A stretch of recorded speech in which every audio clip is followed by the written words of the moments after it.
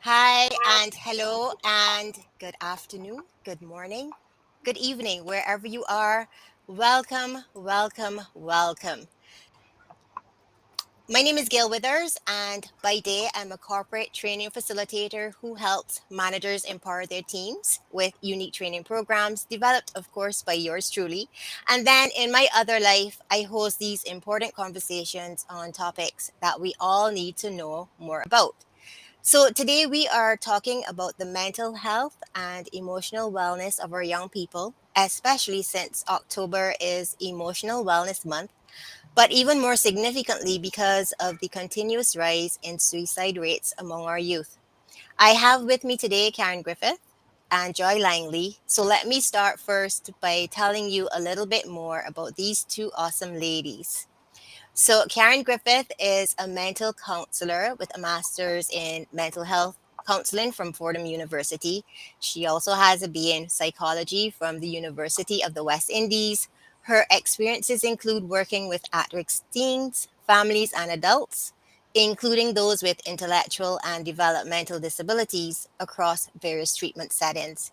Karen is currently the admissions coordinator and mental health counselor at Verdun and Marina House in Barbados. Joy? Joy Langley is a stress management and personal growth coach. She works with business owners who understand the importance of growing emotionally and mentally stronger as their business expands.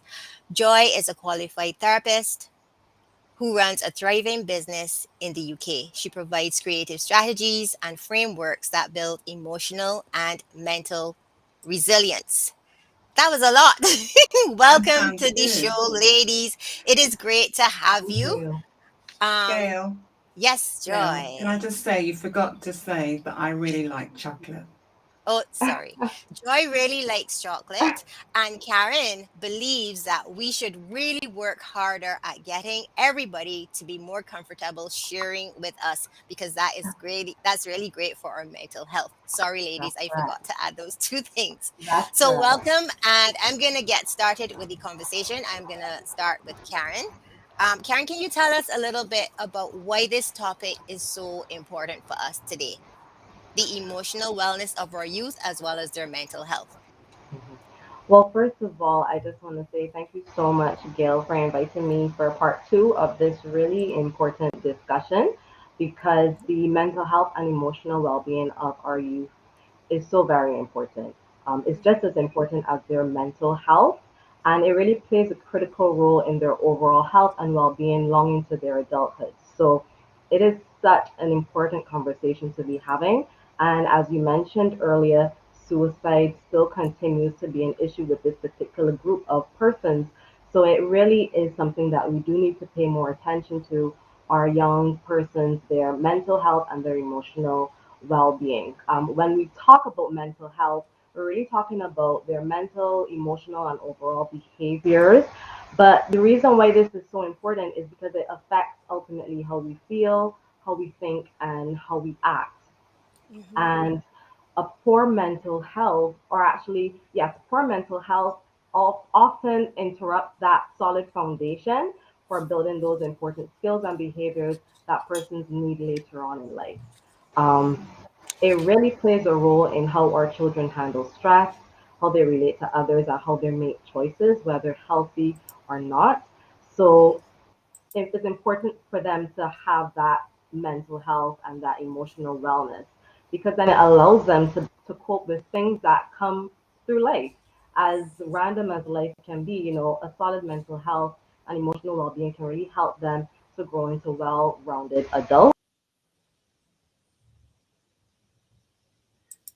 I think Karen might have frozen there, Gail. Yeah, I think she's frozen. I So think she's while we about to get, say grow into well-rounded adults, and yes, that's like yes, everybody listening at the moment, including you and me, Gail. Yeah, yeah. and she's 100% right. So while we wait for Karen to come back, Joy, can you tell us a little bit about your experience? Because I know that you had a very personal experience firsthand with suicide. So if you can share your story with us, and then hopefully we'll get Karen back soon. Yeah, I'm more than happy to do that. So, hi everyone. I can see so many names coming up on the sidebar. Lynette Taylor, Yasmin Hayes, Kay Carrington, Cheryl Griffiths, Yasmin. Yeah, Yes. yeah. Thank you all for joining. And yeah, Gail's right.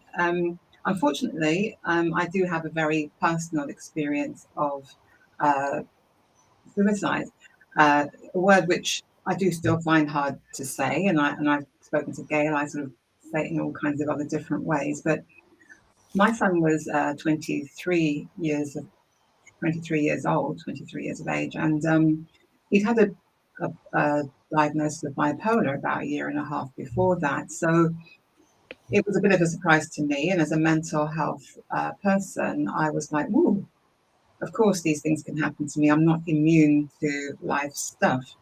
So I just took it as it came, and I spent a lot of time going to the mental health team locally, and they were really, really good. They saw him regularly, so I really thought that he would get through it. Unfortunately, he didn't, and I think it went into a deep depression, which then he just couldn't get away from. So depression is bad in and of itself, and that can lead on to other issues, and for him he just couldn't get out of that, and he did take his own life. And it was on a day I wasn't expecting, because I had my birthday on the Thursday, the 6th of June, and on the Friday, the 7th of June, he decided to take his life. So it kind of like just was so disruptive in lots of ways, a happy occasion going to a completely sad occasion. So I spent a long time just trying to wrap my head around that, really. But why he disappeared, why it happened, because the weekend before he seemed really okay. We went off for a drink, went down to a local pub in the UK, go off and have a drink. It was a sunny day. We went to near the park, and I thought, yeah, he looks really, really well. So for me, I thought he was on the mend. And then the day before, I thought, well, okay, I'll go and visit my dad. I'll leave him to do the stuff that he needs to do, because he was going off to a temporary sort of like work thing where he was doing woodwork. And I thought he'll be fine. And up until that point, I'd not left him by himself, to be quite honest. He came back home at one point, so I was really able to see him and make sure he took his medication. And I thought, yeah, I'll leave him to his own devices. He's a grown man. I went to my dad, who's in London, and I'm further outside of London. And that's when it happened. So whether he sees an opportunity to to I suppose see through what he'd been thinking because I wasn't around, I really don't know. But I must admit, I've been watching him like a hawk up until Mm-hmm. that point. So that's my story, and Gail, I'm sure you'll ask me more about that later. But that's my very personal encounter with something which I wouldn't really wish on anyone. Mm-hmm. Whether it's a son or a daughter or a father or just a friend, even your best friend's story of a story has a huge impact on me still, Mm-hmm. Mm-hmm. close connections. So Yeah. yeah, And I know in our conversations, I've already told you I was so sorry for your loss. But one of the interesting comments that you made was how something like this affects everybody, because I think your son was also engaged. So of course it affects not only you, but the what I call the peripheral people. All the other people who touch this person are affected, in some way that you might not yes, even, be able to see or understand, and because I we touch agree with so you. many different people. I think it's also that grief is a very personal thing, but then it also becomes a very public thing, and people are saying sorry for your loss. Thank you, Kay. Mhm. But even in the UK, we've got a monarchy, so we've had Princess Diana died, more than 10 years ago. We've had the Queen died more recently, and when someone's in the public eye, people don't perhaps accept that you're allowed that your grief is real, because you feel that you know that person and you feel it in your heart just as much because they're like a family member. But on the personal level, obviously, my whole family were devastated. They all rallied round me. It doesn't stop you from being quite alone with your grief. Mm-hmm. Mm-hmm. So, Karen, welcome back. um, Thank you. Kind of transitioning on from what Joy is saying, I know we wanted to ask you specifically regarding our young people. What are some of the things that you think influence them in terms of their mental health and emotional wellness? I know Joy spoke specifically to bipolar, but are there other things that you would want to mention? And I know that your field specifically is substance abuse. And we had a Mhm. long conversation on the ins and outs of substance abuse because I wanted to try to understand how that is kind of different from a normal I know none of this is normal, but I'm thinking if you abuse a substance, whether it's alcohol, prescribed medication, other drugs, it kind of puts your mind in a different state than normal. So can you share a little bit about what influences affect our young people in terms of Definitely. their And health? mhm.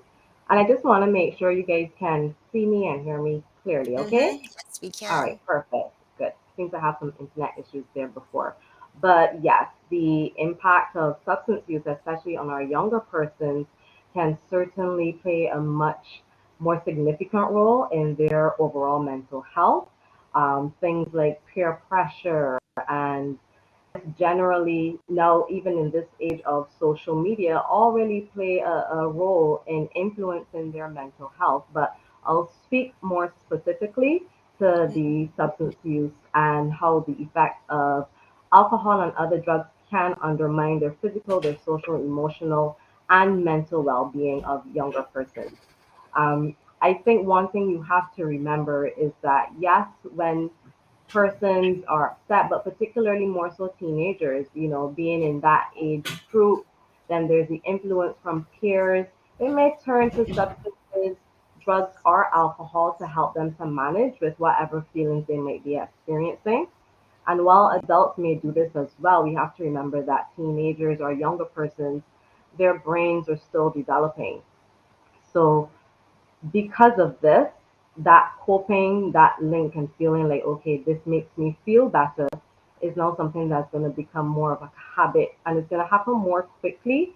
And for that reason, they can find themselves running into more problems as they get older adults. So, persons who are already prone to feelings of depression or anxiety and they use substances to cope could end up having a substance use disorder later on in life. And it can make it much harder for them then to deal with their mental health. And this can then in turn impact their future. Sorry. Alcohol and drugs also may cause younger persons to be more impulsive and engage in much more riskier behaviors. They may get more aggressive. And substance use also can make younger persons who are depressed more prone to impulsive behaviors like suicidal behaviors. So it's really important that we pay attention to persons that are younger that are using these substances to cope. That's actually one of the signs that we should look out for, and we'll talk about that a bit more when I talk about the signs that may Mm-hmm. suggest some troubling mental health issues. One more thing, though, in terms of the substance use, is that it can really make the feelings of hopelessness and anxiety and negative thoughts for younger persons, it may make those thoughts disappear quickly, but over time, it becomes worse because again they start to depend on these substances and so they're likely, as I mentioned before, to develop these substance use disorders, and that can, as I said, make their mental health conditions, if they do have pre-existing mental health issues, become more difficult to treat. Mm-hmm. And that's a good answer. And we have a question from Lynette, which kind of corresponds. What do you think are the underlying factors driving our youth to struggle with their mental and emotional health? Mhm. That's a really Yeah. good question. That's a really, really good question. you wanna take I'd it? like to add something to that as well. Okay, Yep. whenever you're ready, Kerren. Whoever okay, wants to go yeah, first. Me definitely. first. I can speak to that just in terms of why it's so difficult for them to struggle with their mental and emotional health. I think for a lot of younger persons, they may not feel comfortable having conversations surrounding their emotional and mental health. And I think too, with the impact of social media and appearing as though everything is good, and having to keep up that appearance, or that desire to look as if, could Mm, also really um, play an impact on whether a person wants to speak out or not. I think keeping up appearances is something really important we have to remember for younger persons. They're in that age group where that there's pressure to look well and appear as if you're doing well. So it may be difficult for them then to open up, or feel comfortable admitting that they're not feeling okay, and some persons may not feel as though they have anyone to talk to about the things that they're also struggling or going through with. So these are some things that may then influence their decision to share, or just be honest about what may be truly affecting them. hmm I think the peer pressure Yeah. is really, really a big one. Um, and I, Joy, we're going to come to you quickly, but Karen, I don't know if you were aware that, at school, especially secondary school, lots of things happen that we may not be aware of as parents. There are fights, there are all different kind of Absolutely. things. And I remember, and what children are doing now, they're videotaping these things. And I remember I watched these two girls fighting at a school, and I was thinking, putting myself in the shoes of the one who had lost the fight. And I'm Hmm. thinking, this thing has happened to me at school. I have been in this fight. I have been beaten. What kind of conversation do I go home and have with my parent or parents, if at all? Like, if I say I got into a fight, this is what happened, do I want to run the risk of my parents coming to the school, lodging a Hmm. complaint, which means now more pressure from Yeah. my friends, because Sure. when they find out, I might die now in the next fight, because like, how could you go and squeal? And but you have to go back to school every single day with these people because they looked as though they were all in the same form. And Hmm. now that I'm becoming more aware of things like mental health, especially when it relates to younger people, how do they even manage that? How would I manage that? Like, I don't know. So It I can. think they're serious things. Mhm.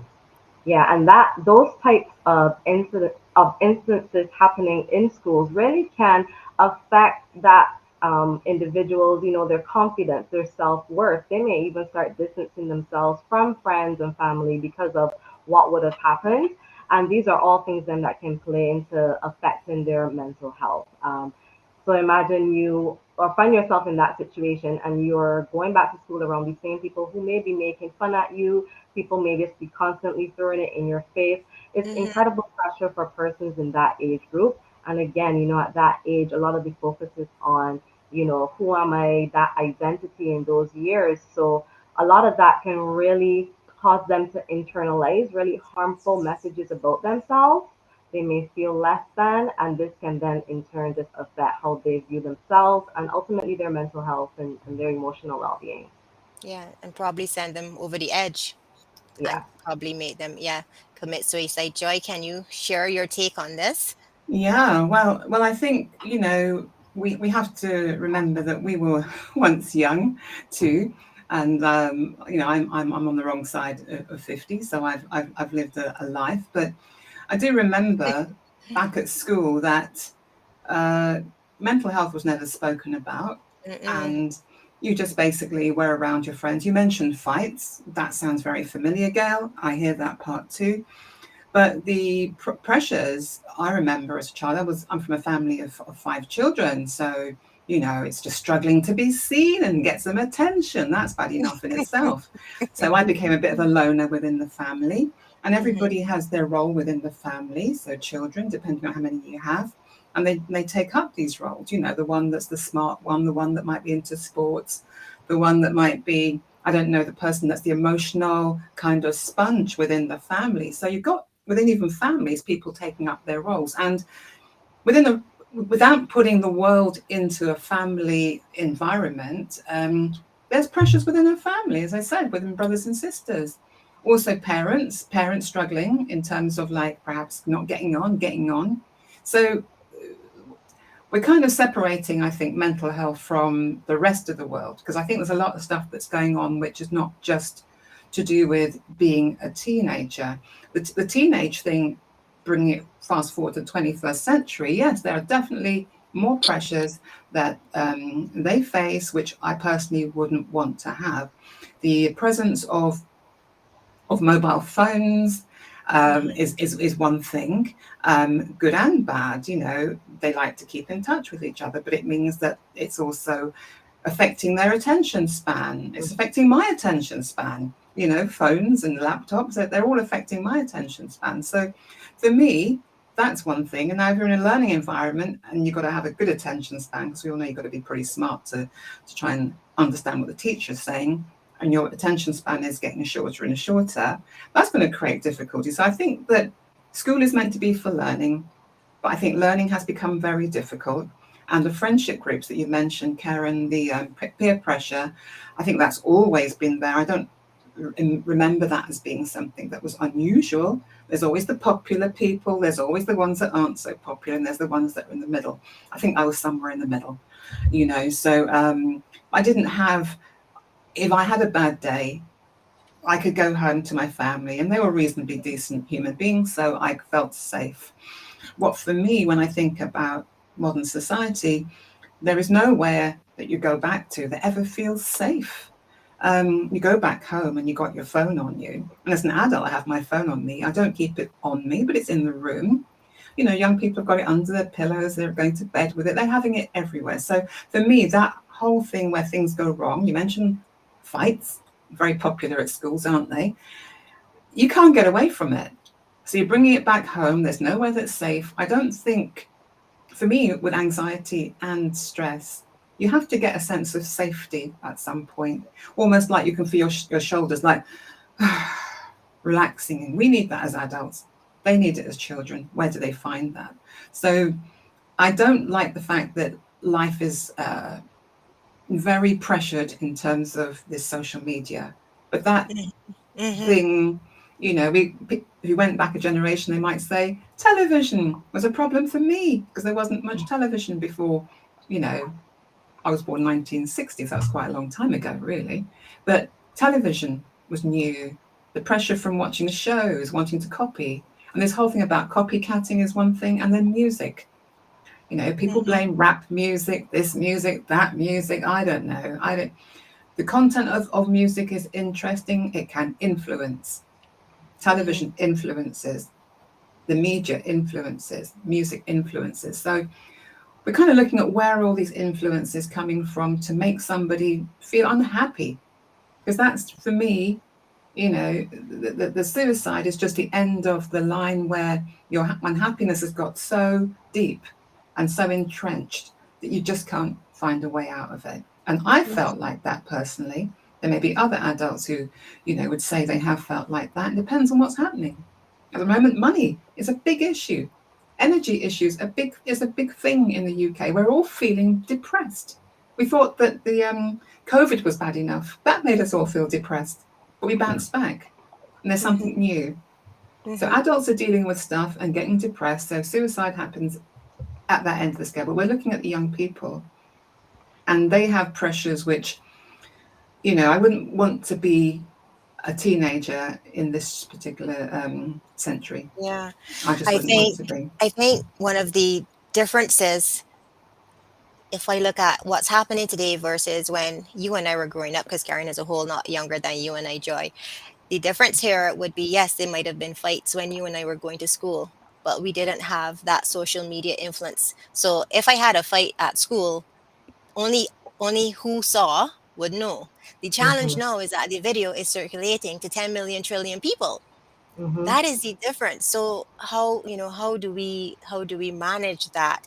And I think, and we're going to talk to this especially with Karen, is that I still believe that we should do more for making our young people aware of like how to manage their mental health and emotional wellness in school. I learned most of everything from school.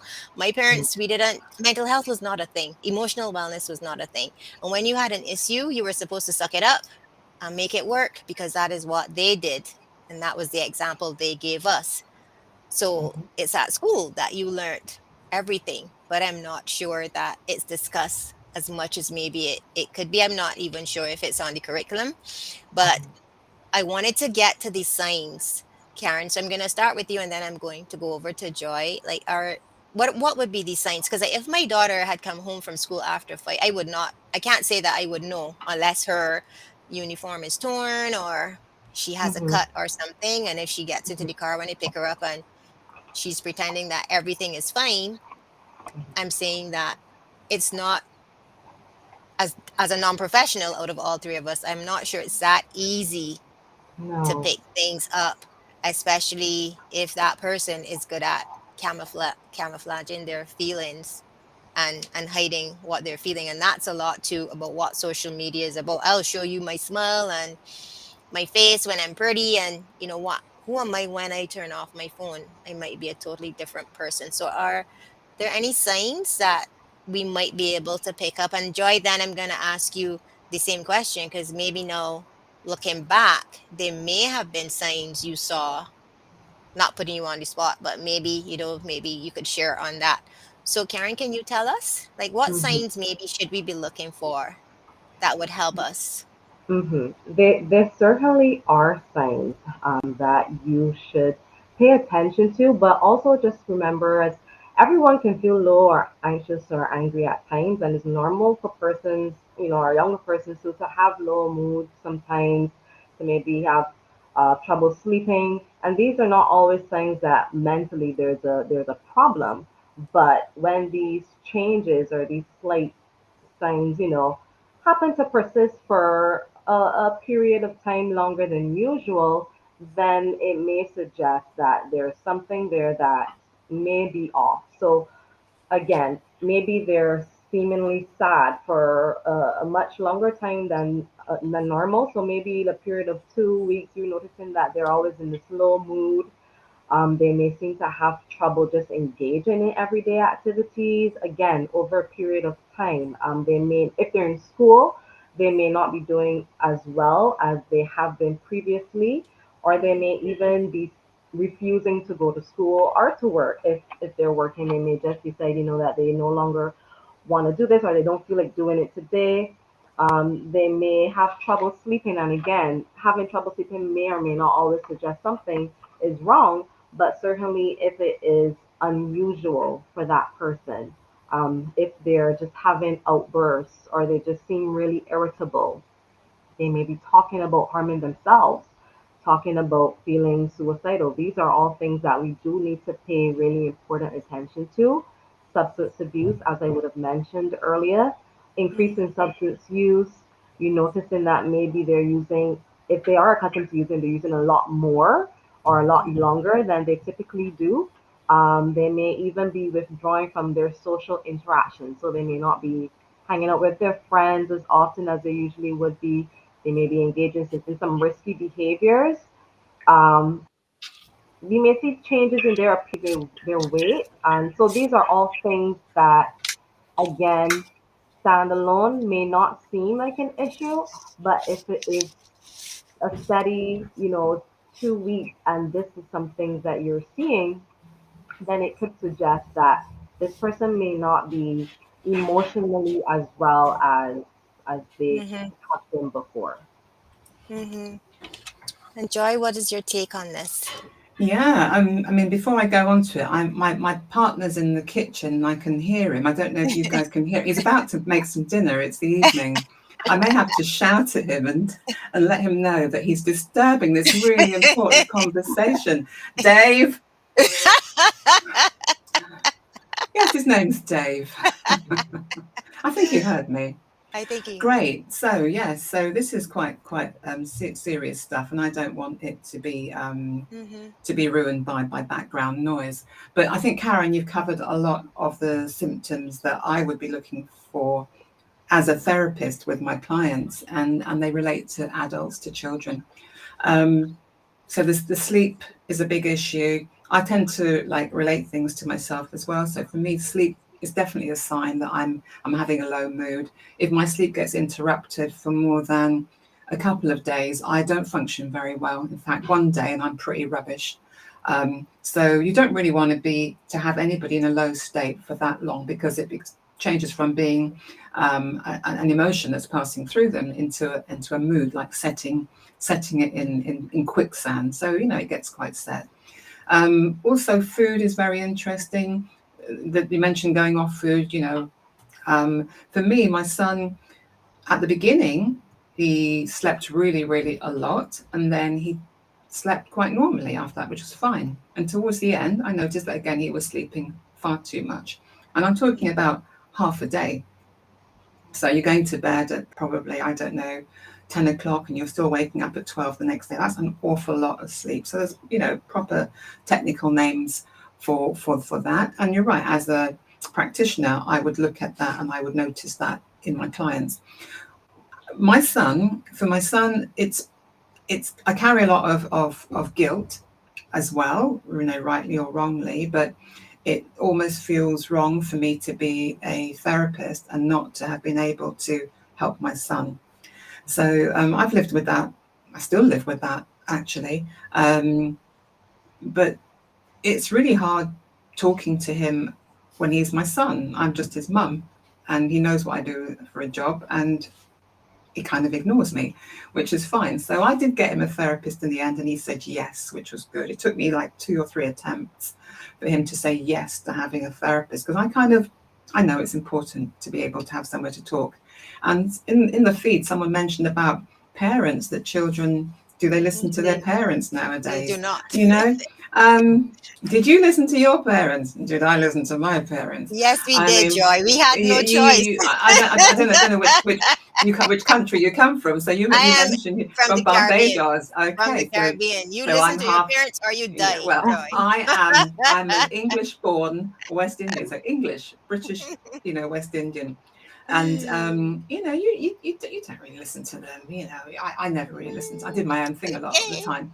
So my son didn't listen to me in that respect, but I was watching him, and I was very fortunate, I think, because he'd been living away from home. He was 23 years old, for God's sake. He's a grown man, living away from home with his girlfriend's family, which was lovely. And they noticed signs which I didn't pick up on until his sort of like, the mother-in-law sort of said, she said, have you noticed that there's something strange with Jay? I said, what? He comes home hardly ever, like. And she said, oh, he's sort of waking up in the middle of the night, and they've got this big Great Dane type dog, and taking the dog for a walk at 3 o'clock in the morning. I'm saying, pardon? I didn't know. So that was the first sign that I heard. I thought, that's a little bit strange, but I hadn't heard anything else. And then he came home one evening with his girlfriend at like 11 o'clock at night. They both came together, which was unusual. And he just burst into tears. And I said, what?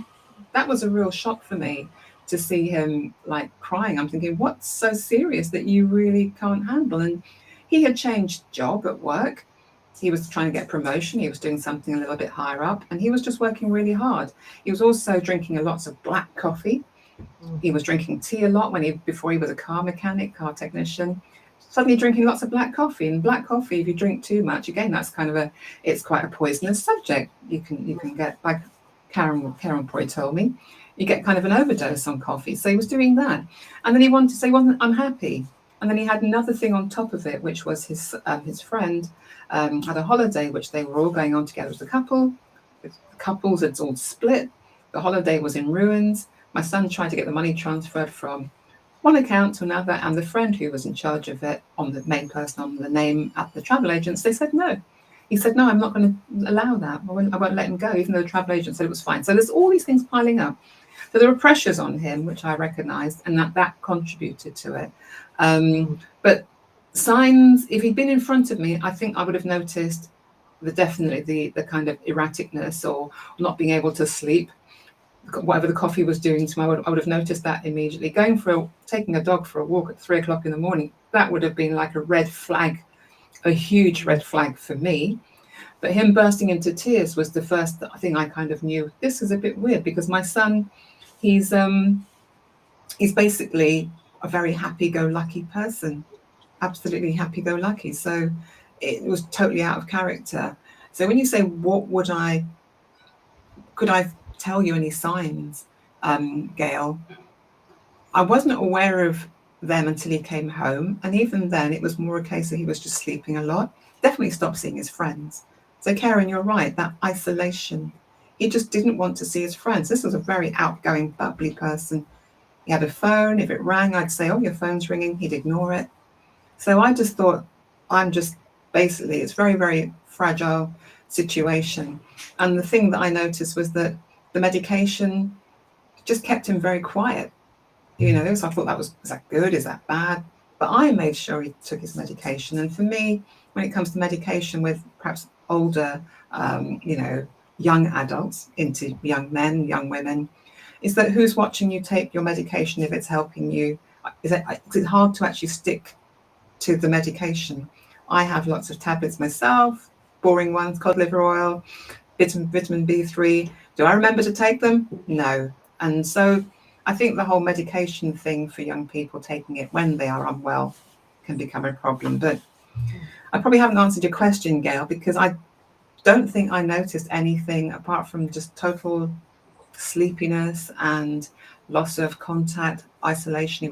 Became very anxious, Mm-hmm. and sort of semi-paranoid, anxious, paranoid. He didn't want to go out. So they were just very clear things that I saw. I don't know if I missed anything, but I just tried my best, Mm-hmm. and I thought a Well, I think. therapist would have been the answer.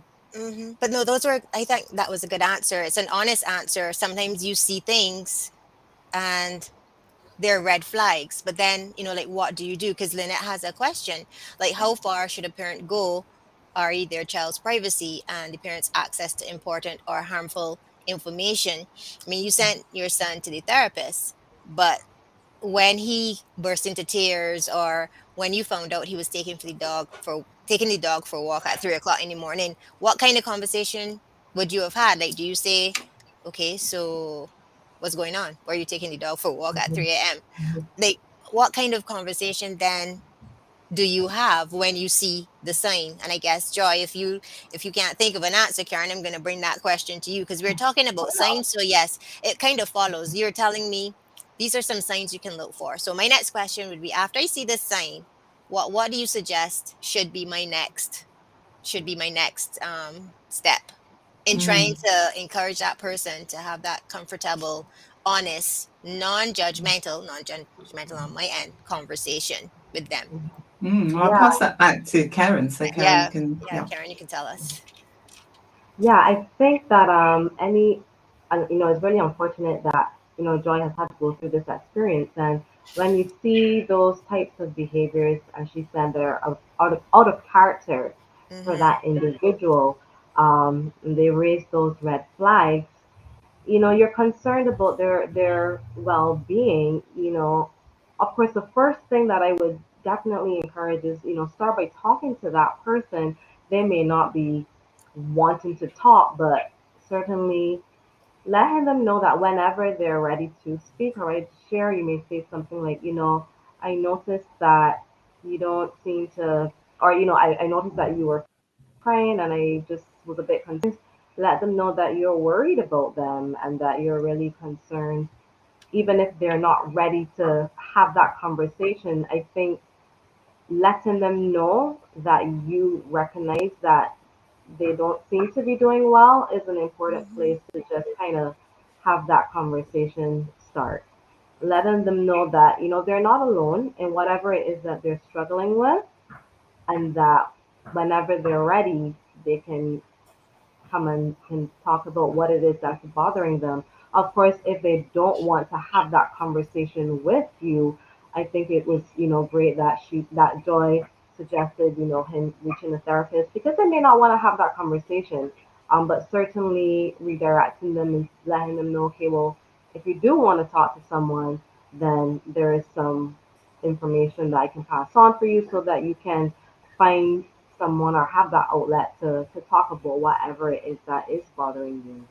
But certainly letting them know that you notice that things don't seem to be well and that you're concerned about their well-being, I think is always a really good place to start, because you want that person to know, okay, I care about you, I'm concerned about you, and I want you to know that whatever you're going through, I'm here if you want to talk or whenever you are ready to talk.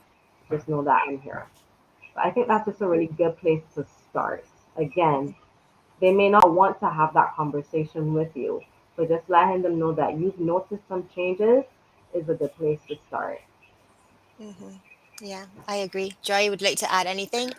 I was going to say, ooh, would my parents ever have sat me down and had a conversation with me in that tone of voice? Pretty unlikely. Oh my goodness me. But I must admit, having been on the receiving end of a typical West Indian upbringing, I'm not saying that they were heartless, but it's tough. It's tough. I It is brought my tough. son up with a very kind of because I've been a counselor and therapist quite a big chunk of his life. He was quite emotionally intelligent, so he had a good relationship with me. We had a good relationship, and I Mm-hmm. think it's up to parents to have good relationships with their children, because then when the crunch points come, the Absolutely. difficult things come when you need to talk to them. There's no conversation if you don't get on. So if you get on with your children, you can have that approach, Karen, and I totally appreciate that's a good approach, which is I'm observing it, I've seen it. Do you want to talk about it? I'm here when you need it. And obviously in the background, you're just worried and you're biting your nails thinking, oh my God, what should I do about this? And we invariably talk to our friends. And if it feels like a medical issue, then we go to our doctor. We might take them to a practitioner, to an actual GP. Not that I necessarily think that medication is the answer. I'm not anti-medication, but nor am I pro-medication, because unhappiness is not something you can medicate, Mm-hmm. even in adults. If you're not having a good time at work, or you're having a bad time with your partner, or the car's just broken down and you're feeling a bit sad, you can't medicate for that. So the coping mechanisms are what we're trying to put in place. I know that someone put in the feed about teaching children how to manage that. I think it was Marie. Was it Mm-hmm. Marie? Marie. Marcia. Mm-hmm. Marcia, yeah. Teaching children what to do when their emotions are a bit overwrought. When I feel overwhelmed, I practice it all the time. What do I do? I breathe. I try to bring my breathing back to normal.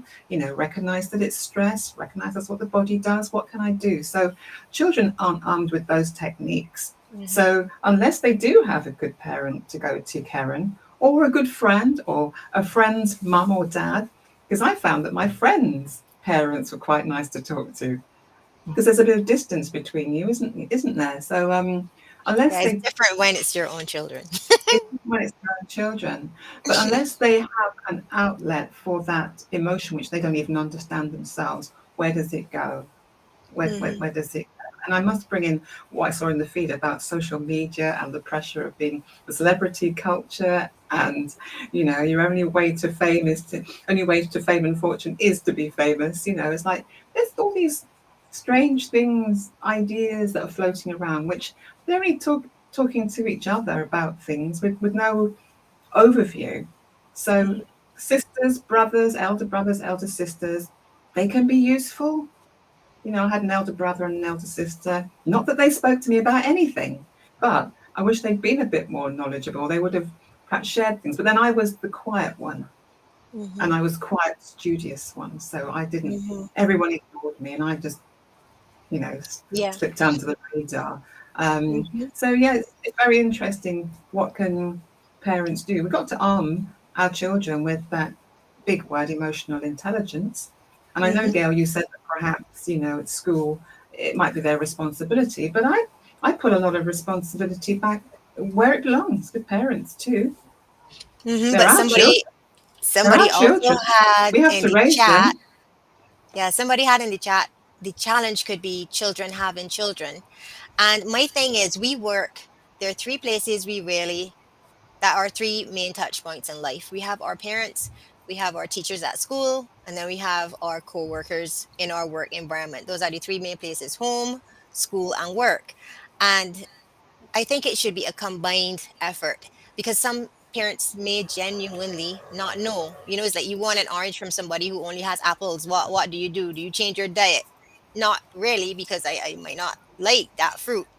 But if your parent doesn't know, I'm just saying there could be a support system where, okay, so your parent isn't doing it, but your school is doing it, or when you're going to the work organization, there's something in there that helps you manage your mental health and your emotional wellness. Some programs, some little thing. These are the tips. This is what you do. Let's go and do some yoga. Let's meditate. And that can start from young. There's no reason why your 6-year old cannot learn yoga, cannot learn how to breathe, cannot learn when you come home from school. How are you feeling today? Are you happy, sad, upset? Okay, let's talk about it. These feelings are normal. Conversations. There is nothing wrong with the conversation unless you're going to be judgmental. And I know that I've had conversations with my son. He's 25. Well, he's going to be 25 next week. And he would say, why I don't speak to you? Because you come at me, you're very judgmental. And it's true. Sometimes he says some things and I say, like, seriously? Seriously? You thought that? And how did that work out for you? And he knows right from that conversation, like, okay, so I accept that as a parent, I can do better. And I'm having these conversations with you, nice ladies, so that you can help me, so you can help me do better. But that is another thing that our children say, that one of the reasons they're not comfortable talking to us is because they feel that they're being judged even before they say the first word. Mm. So again, if we can sensitize and training people, when I say training to people, they think sitting down in a classroom or getting on a Zoom call and you have your pen and your paper. No, training is all about sensitizing people, making them aware, having the conversation. That is all. You don't tell your child at 3 years old, come let me train you to put on your shoes. Do we say that? Come let me train you to put on your clothes. Come let me train you to comb your hair. No. Well, I never did that. I see Karen smiling. I'm just saying training, there's different ways of viewing training. And I believe that training a child in the way it should go and training parents and companies in the way they should go is normally a good way to start. If we can't, we Yeah. just need to do better. And that way we can help the parents, we can help the children, we can even help the teachers and the bosses.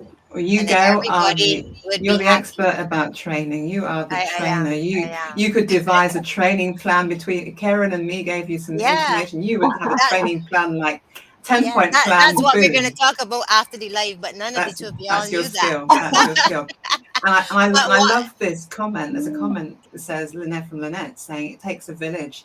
So it this does. concept, it takes a village It to takes a raise a whole child. village. We've moved so far away from, is it a nuclear family? Is that the word? I'm trying to find Yeah. the word. Anyway, your grandparents, your parents, your aunties, your uncles, and everybody living reasonably nearby. So you get that support. It doesn't fall on the shoulders of one parent to always be amazing. They might go and see their grandma or their granddad, or they might prefer talking to their uncle or their auntie. Mm-hmm. And that strength, and therefore you're right. That concept. Thanks, Lynette. Takes a village to It raise a takes a child is village. very interesting.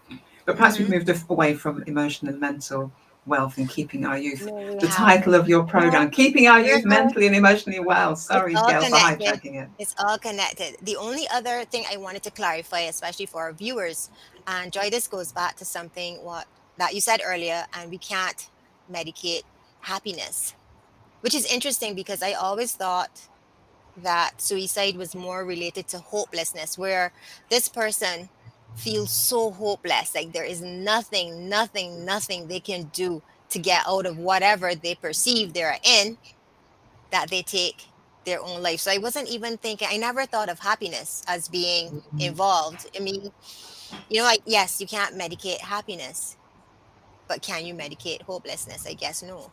Because it's But I different. It's think, two different they're two different but sides of the scale. Gail, for me, I'm in a very simplistic world. My name is Joy. I've been given the name Joy for a reason. I have a very simple, like happy, bad, sad, glad kind of like mood setting. So I'm either happy or I'm sad. And then there's Okay. the little graduations in between.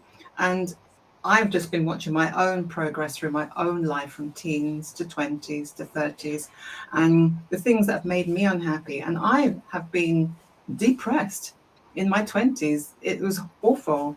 My mum was depressed. I watched her as a teenager, my mum depressed, and I just said, God, please don't let this fall on me. So I was very worried during my 20s, and I did get depressed. But I got depressed because I had terrible jobs. I got depressed because I wanted more out of life and I studied and it hadn't worked out. I got depressed because then I didn't have a boyfriend. I mean, there were lots of things. So when you're saying the hopelessness, I think that's on the scale.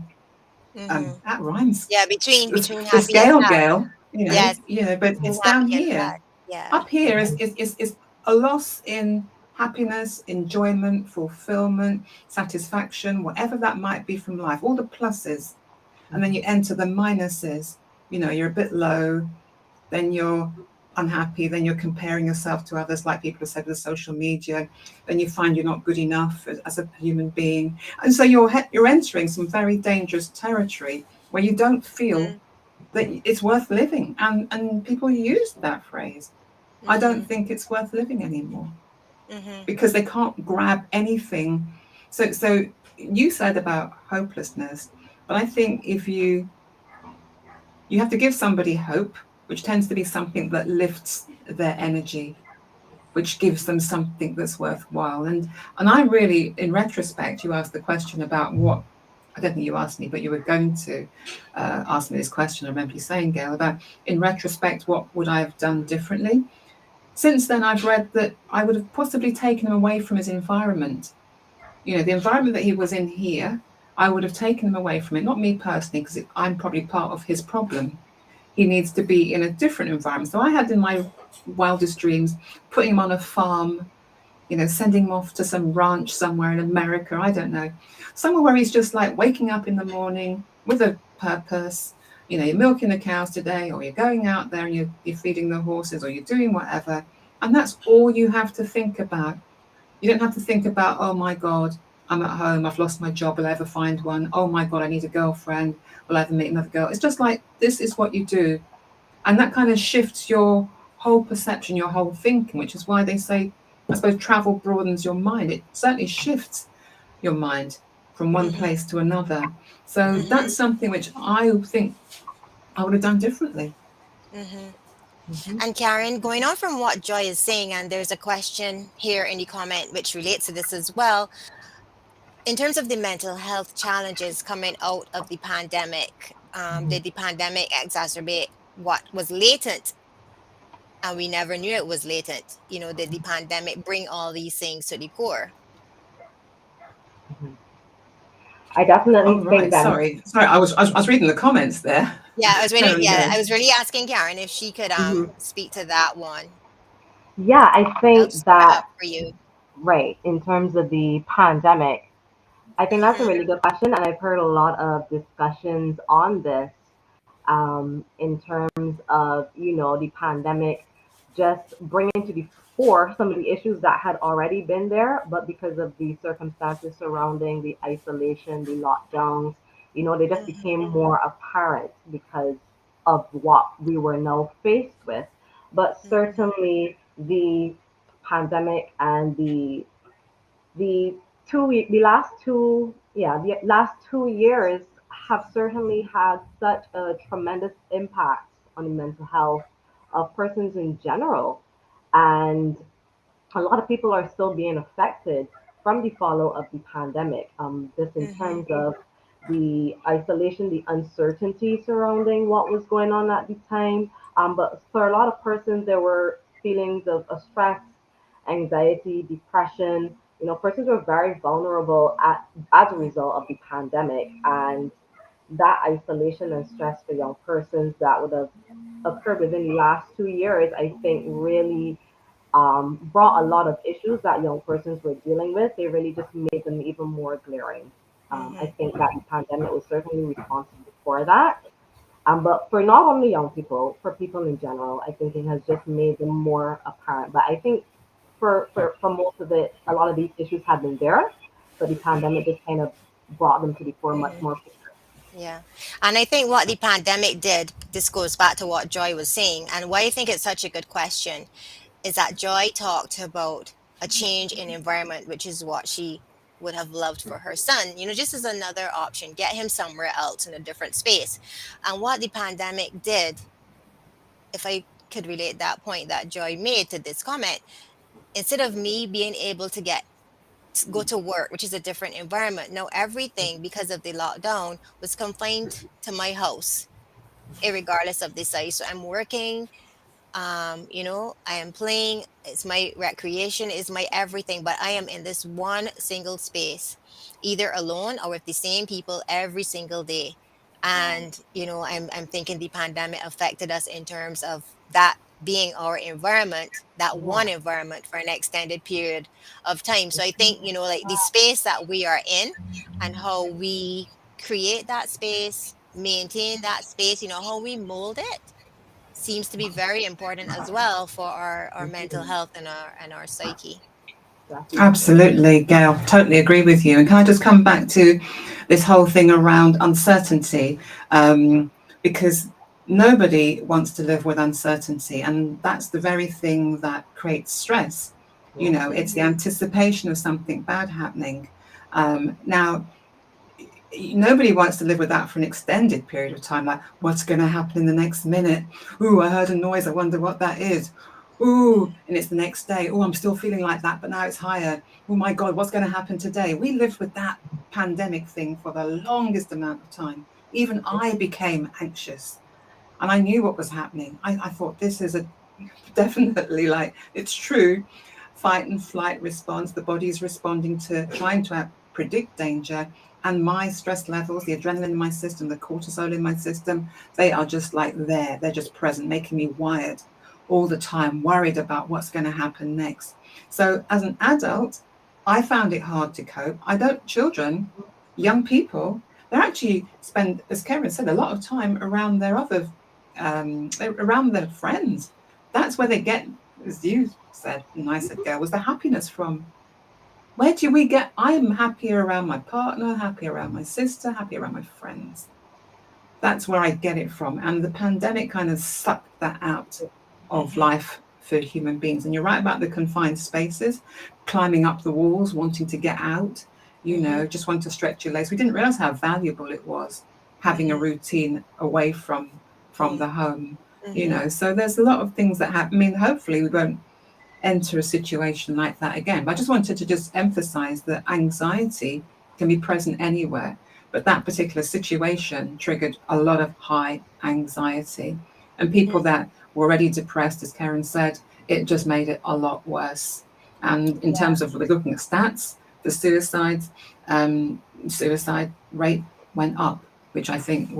wouldn't surprise anybody. Hmm. Mhm. Yeah, well, before we move on to the next concept that we're going to talk about, Karen, there's a question for you.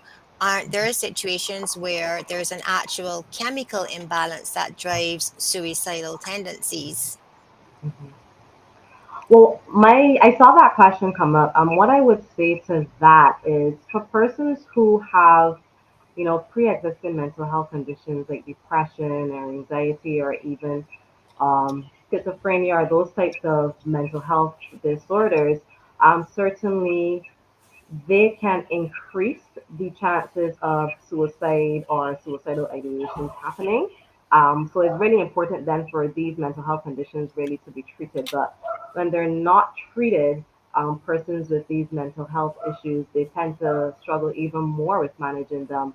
But I think that the the risky behaviors certainly increase as these conditions become worse. So if they're not being treated, or yeah, as really if they're not being treated, then it could certainly increase the risk for suicide. So it's really important that persons who do have mental health conditions such as these are being treated for them so that, because having these conditions can certainly increase those chances of these Hmm. things happening.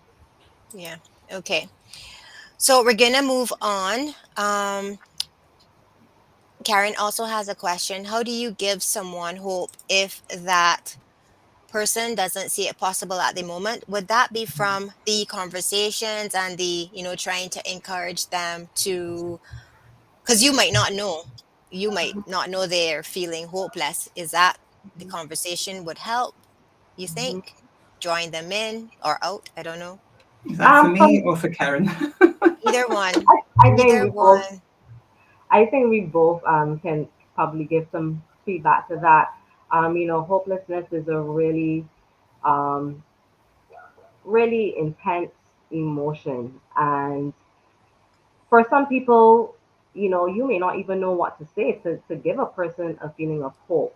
I Mm-hmm. think, though, sometimes, or I think this is just my impression of it, is that that person may not feel as though their situation can ever improve. They don't see it out, they don't see things ever getting better. But I think that if in talking with them, and I think maybe that's why, we always encourage persons to talk to someone, because Mm-hmm. you may be so, um, Yeah, have focus. that, Focus. on that, you're focused, you're not seeing anything outside of what you believe in that moment. Sometimes Mm-hmm. just being able to tell someone, hey, look, this you're feeling right now, yes, is how you're feeling. This is not going to last forever. At least helping them to recognize that there can be something beyond how they're feeling right now. To let them know that this does not have to be the end all for what they're going through, that this can Mm-hmm. change, that their situation doesn't is not may not remain like this. It may feel that way in the moment, that things won't ever get better, but certainly just encouraging them and talking to them and letting them know that this situation is something that can change, and at least trying to help them recognize that this is not a situation that is fixed. Mm-hmm. Sometimes for them it may feel that way, but I think that's where then the hopelessness comes, that nothing can ever change. But I think in talking we can try to encourage them, that this situation is something that may feel like if it's not going to change, but it can change. Mm-hmm. I think the key too would be letting that person know that they can get help. It might seem as though there's no way out, but Hmm. how can I help you? You Right. might need $40,000. I may not have $40,000, but let's at least talk about it. Let us see what your options are, because That's sometimes right. two heads are better than one. You may not, you're so deep Absolutely. down in it, you may not be able to see the solution, but talking to somebody. And I Yeah. think one of the things we need to do, in addition to having comfortable conversations, honest, comfortable conversations, I think we need to listen more, because that is how you pick up the little things. So, like for an example from me, is that last week I was having a conversation with a friend. I was texting, and she was saying, "How are you doing?" And I said, "Oh, I'm so depressed. I have all this stuff going on. I'm overwhelmed." But that's me. And people think that I'm the queen of exaggeration. So one person might say, "Oh, she's depressed," and ignore it. But this particular friend said, "Okay, we're gonna do lunch." And then the lunch became dinner because I couldn't do lunch. And I know it was in direct response to that comment that I made. I'm so depressed. I'm so overwhelmed. I have so much going on.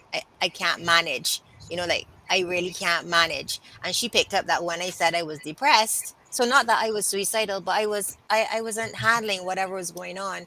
And it was so good to get away and leave home and, talk generally to somebody who kind of understood what you were going through. So I think there's I'm a balanced girl. So there's talking, but there's also listening, asking the question, that probing question in a nice way, but also really listening. And then I think the icing on the cake would be action. You're listening, you're asking the question, what are you going to do? Let's do something. Let's go for a walk in the park. Let's go for a drive. As Joy said, let's just change the environment and just get away from whatever you're sitting in, and let's talk and get a different perspective. But I'm watching the clock as well, ladies. So just before we wrap up, Joy, I'm going to start with you. Can you give us two pieces of advice for parents who have experienced a loss such as yours? I would say to them that you definitely get through it, and it's grief, and you are going to miss whoever that person is that you've lost. For me, obviously, it's my son. I've gone on to lose parents. I've gone on to lose a sister.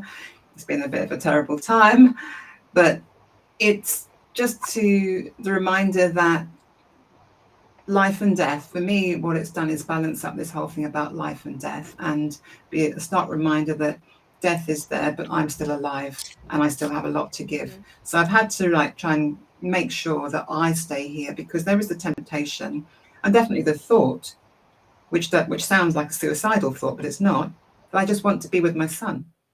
Mhm. And I said that to people, to certain people, looking at their reactions. But I'm not saying I want to go. I'm saying that I want to be with him. I want to feel him. I want to be around him. So recognize that you're going to be, it's a journey, to like going through into a dark tunnel, and you will come out the other side at your own pace. I would encourage you to put routines back into your life. I went back to work, which probably sounds crazy, but I went back to work, and I found that really took my mind off the bigger thought, which was my son wasn't here. And I was able to work. I was able to switch off from that and turn on to something else. So get back into your routines. They'll start to help life. You start to pin life back together again. It won't be the same. It will be different, but you'll start to have a life again. So those are the two things which I would say. You will come through it. Doesn't feel like it at the time, but I want you to hold on. I don't want you to give up. And I want you to put more routines back into your life again, so that Mhm. life feels familiar. Yeah, Familiar. that sounds good. And Karen, I'm coming over to you.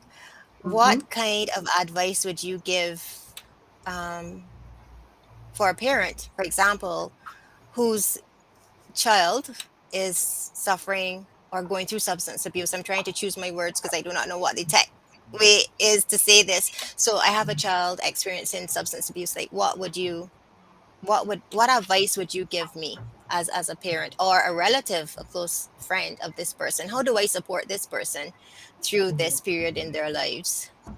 Right. Really good question as well too.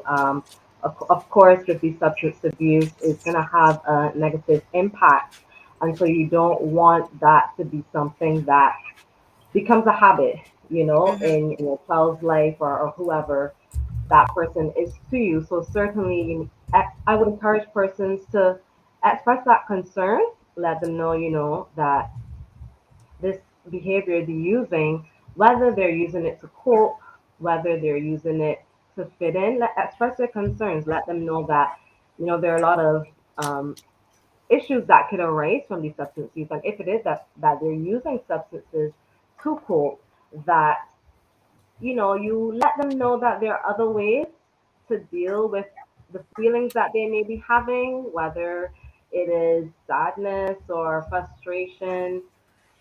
Encourage them to talk about so those feelings, even if you have to mirror it to them, so that mm-hmm, they feel more comfortable doing it with you. But certainly expressing that concern and letting them know that, this behavior, whatever your reasons are for engaging, is certainly going to cause or could lead to more significant issues later on, and just having that conversation with them early on about those reason behaviors. mm-hmm. And stuff like this, do you do this through your wellness clinic? Definitely. We have expanded our services to include the wellness clinic. And for persons who would be suffering from issues such as depression, the same anxiety, maybe relationship issues, family concerns. So it doesn't necessarily have to be substance use issues that you are reaching out Mm-hmm, to us for. Our wellness clinic does provide options for persons to seek counseling services to have those issues addressed. Part of our wellness service is our outpatient clinic. So you do work individually with a counselor to address the issues that you may be faced with or dealing with. So our wellness clinic does offer an opportunity for persons to get professional help for any of the substance use or emotional issues that they may be dealing with. mm-hmm. Great. So I'll put those links in the comments after the live event so that people can reach out Mhm. to you. And I will include like your website, your email address, and everything. And they can reach out to you, especially if you're living in Barbados.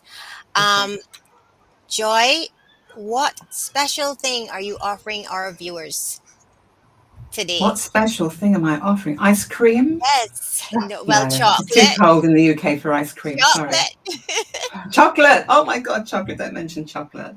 Um, well, I mean, you've given the details for my email. You'll put that down. So, Yes, I'm going to joy include at that. joylangley.com. You'll do all that Mm-hmm. sort of stuff. I've got a Mm-hmm. book called Navigating Stress. So Mm. it's joylangley.com. My name's Joy Langley, so you'll find that. And that's available most good bookstores, including the ones that I'm not going to mention, which one begins with A. So um, Amazon, yes. yeah. I think it's just great to have an open conversation about this, and I want everyone to feel that you can talk about it. I know we haven't answered all of the questions. There was a very good Mm-hmm. one in the comments about the use of medication, and how it affects your mood and chemicals and all Mm-hmm. neurochemicals, everything. So you can perhaps contact Kerren, because she'll be an expert on that, or me or Gail, and get an answer away from here. But I don't want anyone to feel they haven't had their answer, their Mhm. question answered. Yes, I'll just bring it up. Karen, is this the one? Yeah, that was one of the questions that we did address. Mm-hmm. Yeah, Yes, yeah, that is one of yeah. the questions So that we that did one address. is great. That one is covered, Joy. So we're good with that one too. Um, so I think that is it. To close out, ladies, I will just have my last questions. I want you to give us um where is it? What's the one thing you want viewers to take away from the show today? I'm gonna start with Karen and then I'll close out with Joy. Karen, what's the one thing? If they don't remember anything else about this conversation, what do you want it to be? Oh, I do have it here. For me, it would be just normalizing having conversations about our mental health, right? Let's Mm-hmm. normalize those conversations and engage because, a lot, we talked about it earlier, if the parents don't know, then there's no way that the child could be helped or whatever the case may be. It may not be addressed in schools or at work, but let's start having these conversations about mental health. It's such an important part of our overall health and well-being. But if we're not having these conversations, then persons just aren't going to know how to manage or how to cope. So it's really important that we have these conversations. And again, if you feel like if you are struggling emotionally and you need to reach out, just reach out. We provided our information, my email address, and you can. There are options for persons to get help. So Mm-hmm. certainly that would be my takeaway. So let's have these conversations more often because it's such an important part of our lives. Okay, Joy.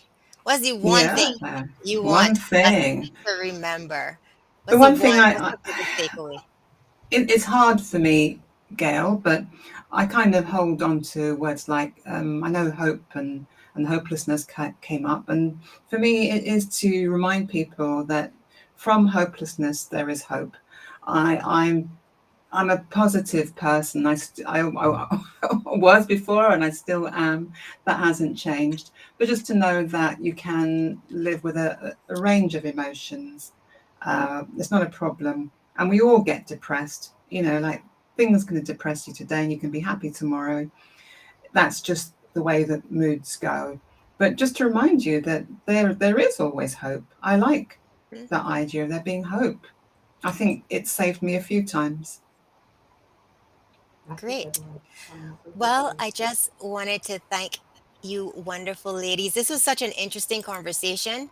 As I said, my goal here is just to host discussions like these, sensitize people so they're more aware of what's going on. Let's get the ins and out. Let's get people who are working in the field to come and share their stories with us so that we can together just do better when it comes to everybody's mental health and emotional wellness. I know we spoke about our children today, but every single person, whether it's a parent, somebody else in your family, as I said, teachers at school, everybody plays, a part. And I want to thank everybody for tuning in. I thank everybody too for their engagement. And we will be back for a next time and a next conversation. I see these ladies smiling because they know that when we are not live anymore, they're going to get another email, but it's going to be all good, ladies. Just load some stamina. And you know you want to come back and have another conversation next month. So don't fight it. Don't fight it. Look at all these comments. People want you back. So thank you, everybody. It was a nice, lovely conversation. We will be back again soon. And until then, keep well. Ladies, you can wave and say bye. See you later. Bye.